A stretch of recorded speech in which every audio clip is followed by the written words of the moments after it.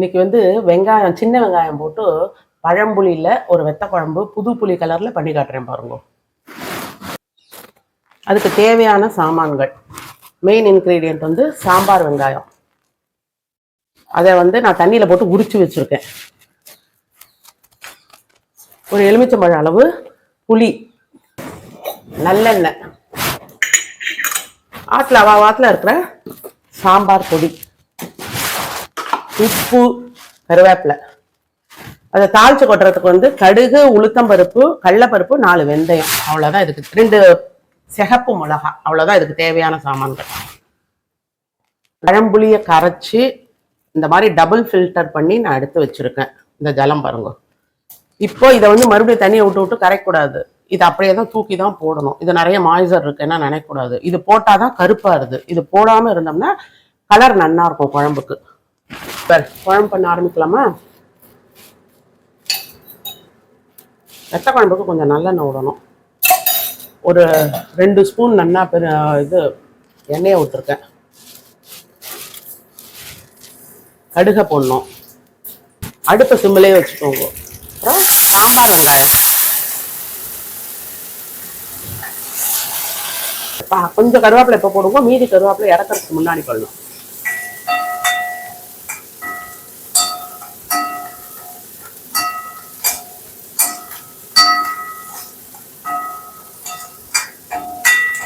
இந்த மாதிரி ஒரு அரை வதக்கு வதக்கினா போதும். ஏன்னா மீதி வந்து குழம்பு கொதிக்கிச்ச நன்னா வந்து வெந்துடும் அது. அதனால பயப்பட வேண்டாம். இப்போ என்ன பண்ணணும்னா,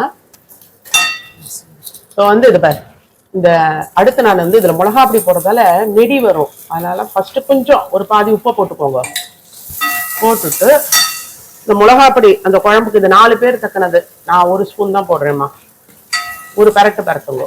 ஏன்னா ஈஸியாக குழம்பு வந்து கொதிச்ச உடனே எடுத்துடலாம். 4 கொதியில பக்கத்துல ரெடியா புளிய கரைச்சி வச்சுட்டு தான் அந்த மிளகா பொடியை போடணும். இல்லாட்டா கலர் போயிடும்.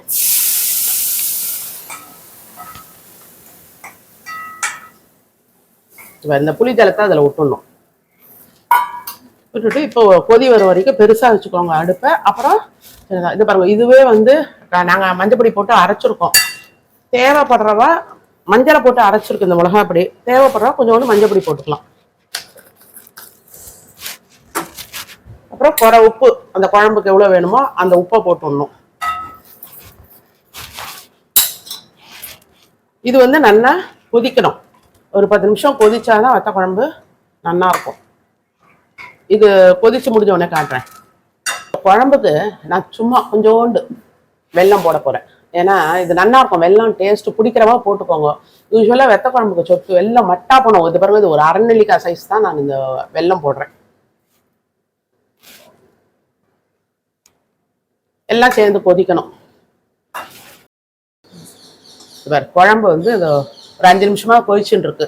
இன்னும் ஒரு 5 நிமிஷம் நல்லா கொதிக்கட்டும். அப்பதான் அந்த ஃப்ளேவர் தெரியும் நமக்கு. வெத்த குழம்பு வாசனை நல்லா வரும் பாருங்க. அப்போ வந்து அதை அணைச்சுடலாம். இந்த குழம்பு வந்து இப்ப நல்லா வத்திடுத்து, நல்லா வெந்திருக்கு. பத்தில இந்த வெங்காயத்தை வாசனை வரும். குழம்பு வந்து கொதிச்சு முடிஞ்சு அப்படியே நல்லா மணக்கும். அப்படியே வெத்த குழம்பு ஸ்மெல் நல்லா வரும். இப்போ என்ன பண்ணணும்னா, இந்த புளி உப்பு காரத்துக்கு ஏற்ற மாதிரி இந்த குழம்பை வந்து நம்ம பெருக்கிக்கணும்.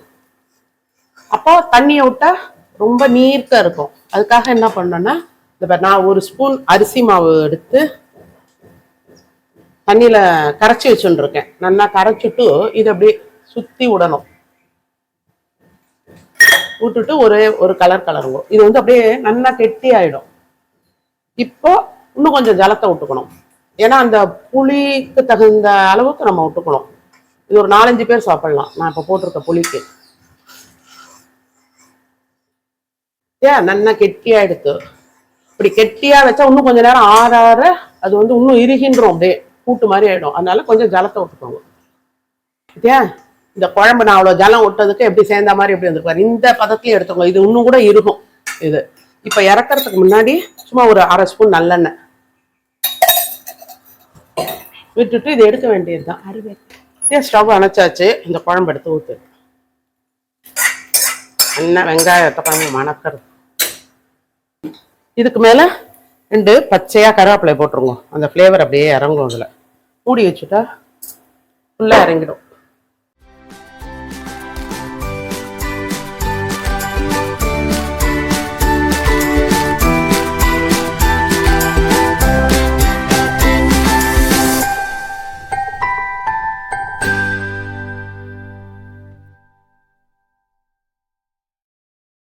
இந்த வெங்காய வத்த குழம்புக்கு வந்து நான் வந்து பெருங்காயம் போடல, அதை கவனிச்சுப்பேன்னு நினைக்கிறேன். ஏன்னா இந்த வெங்காயத்தோட ஃப்ளேவர் இருக்கிறதால நம்ம பெருங்காயம் போடணும்னு அவசியம் இல்லை.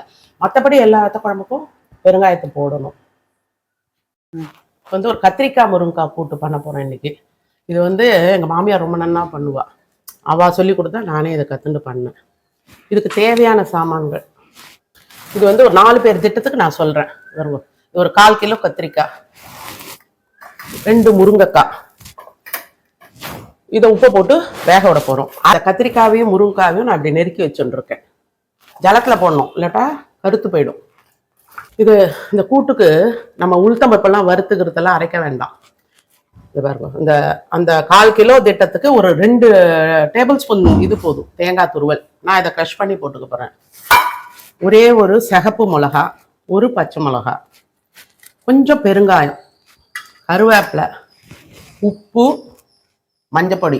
இது பாருங்க, கரெக்டாக ஒரு 15 மிளகு தான் எடுத்து வச்சுருக்கேன் நான். அதில் 4 பேருக்கு தக்கினது. ஏன்னா ஏற்கனவே இந்த சிகப்பு மிளகா பச்சை மிளகா போட்டிருக்கோம். அப்புறம் ஒரு 1/2 ஸ்பூனுக்கு ஜீரகம், இது அரைக்கிற பொருள்.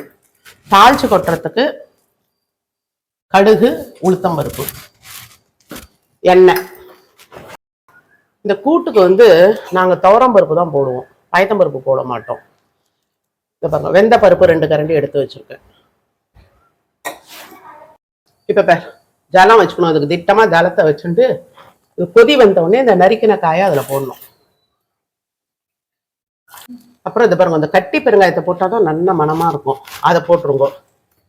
அப்படி கட்டி பெருங்காயம் இல்லாதவா இறக்கச்சே அந்த தூள் பெருங்காயத்தை போட்டாக்க மனமாக இருக்கும். ஒரு 1/4 ஸ்பூன் மஞ்சப்பொடி. இது ஒரு 4 கொதி வந்ததுக்கு அப்புறம் உப்பு போட்டுக்கலாம். உப்பு பிடிக்கும் அப்போ. இந்த கூட்டுக்கு காய் வேகிறதுக்குள்ளேயும் நம்ம இதை அரைச்சி வச்சிடலாம். இதை பாருங்க, தேங்காய் ஆனால் ஒரு 2 ஸ்பூன் டேபிள் ஸ்பூன் இருந்தால் போதும், நிறையெல்லாம் வேண்டாம். அதை தானே. அப்புறம் அலம்பின பச்சை மிளகா, சிகப்பு மிளகா, இந்த மிளகு, ஜீரகம், அவ்வளோதான். இதை நல்லா நைஸாக அரைச்சின்னு வந்துடலாம்.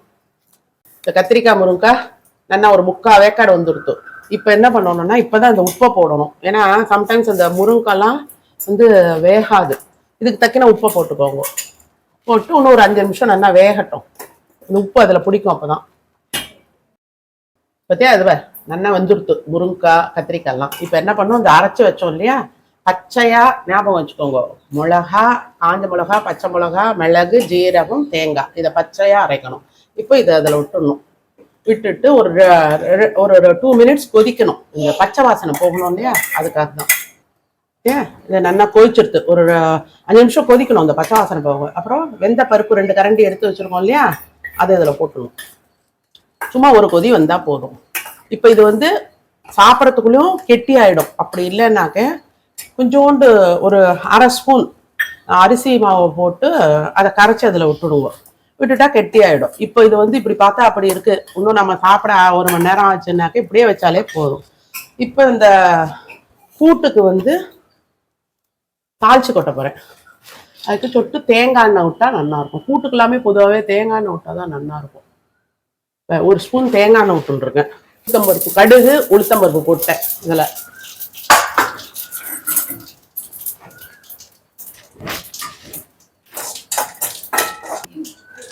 இப்போ பெருங்காய பொடி வச்சுருக்கவா இந்த எண்ணெயிலேயே கடைசியில் போட்டுக்கோங்க. போட்டுவிட்டு இப்போ இதை தள்ள கொட்ட வேண்டியது. இப்போ வந்து பச்சையாக கொஞ்சம் எப்பயுமே நான் முடிக்கும் போது கொஞ்சம் போடுவேம்மா. கருவேப்பிலை, கொத்தமல்லி இதெல்லாம் போட்டுட்டு ஒரு கலரிட்டு அணைக்க வேண்டியது தான். இன்னும் கொஞ்சம் நாள் ஆனால் கெட்டி ஆகிடும். அப்படி உங்களுக்கு கெட்டி ஆகாதுன்னு தோணிச்சுன்னா அரிசி மாவு விடுங்க. இந்த கூட்டு ரெடி ஆகிடுது. இந்த கூட்டை எதுக்கு விட்டுட்டு சாப்பிட்ணுன்னா, பிடிக்கிறா வெறும் சாத்தில் நெய்யை விட்டு பிசைஞ்சு சாப்பிட்லாம் குழந்தைகளுக்கு. நம்மளாம் என்ன அப்படி சாப்பிட்லாம்னா வெத்த குழம்பு சாத்தை பிசைஞ்சுட்டு இந்த கூட்டை தொட்டுக்கணும். அப்படி இல்லைன்னா தொகையல் சாதம், ஏதாவது பருப்பு பொடி, அந்த மாதிரி தனியா பொடி, கொத்தமல்லி பொடியெல்லாம் இருக்கும் இல்லையா, அந்த பொடி சாதம் பிசைஞ்சுட்டு இந்த கூட்டை தொட்டுன்னு சாப்பிட்டா ரொம்ப நல்லா இருக்கும். இந்த முருங்கைக்காய் ஃப்ளேவர் அவ்வளோ நல்லா இருக்கும் இந்த கூட்டில். ட்ரை பண்ணி பார்த்துட்டு எல்லாம் கமெண்ட்டில் போடுங்க.